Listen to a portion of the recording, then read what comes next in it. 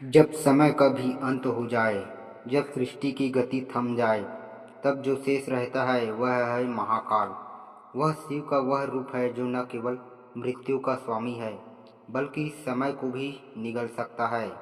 आज हम जानेंगे शिव के महाकाल रूप की वह रहस्यमय कथा, जिसे जानने मात्र से मृत्यु का भय समाप्त हो जाता है। बहुत प्राचीन काल की बात है। उज्जैन नगरी में एक अत्याचारी राक्षस उत्पन्न हुआ, दूषण। वह न केवल साधु संतों को कष्ट देता था, बल्कि स्वयं भगवान के नाम पर भी उपहास करता था। उसका उद्देश्य था धर्म का अंत और भय का साम्राज्य। संतों ने उस राक्षस से बचने के लिए श्री महाकालेश्वर शिव की तपस्या शुरू की।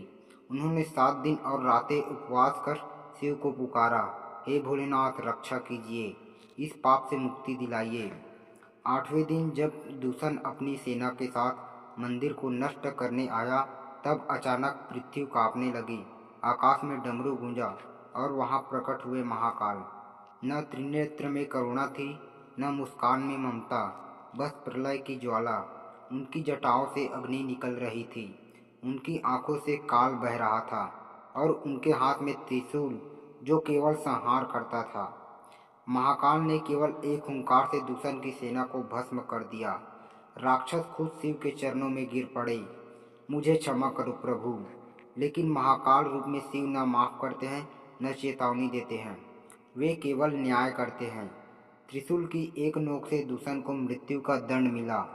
उस दिन से उस स्थान को कहा गया महाकाल की भूमि उज्जैन, और वही स्थान बना महाकालेश्वर ज्योतिर्लिंग, जहां आज भी लोग मृत्यु के भय से मुक्त होने के लिए शिव की शरण में आते हैं। शिव का महाकाल रूप हमें यह सिखाता है कि जब अधर्म अपनी सीमा पार कर जाए, तो साक्षात शिव को स्वयं आना पड़ता है, न भक्ति के रूप में, न प्रेम के रूप में, बल्कि काल बनकर। अगर जीवन में कभी अंधकार बढ़ जाए, तो याद रखो, महाकाल की कृपा से ही हर संकट का अंत संभव है। हर हर महादेव।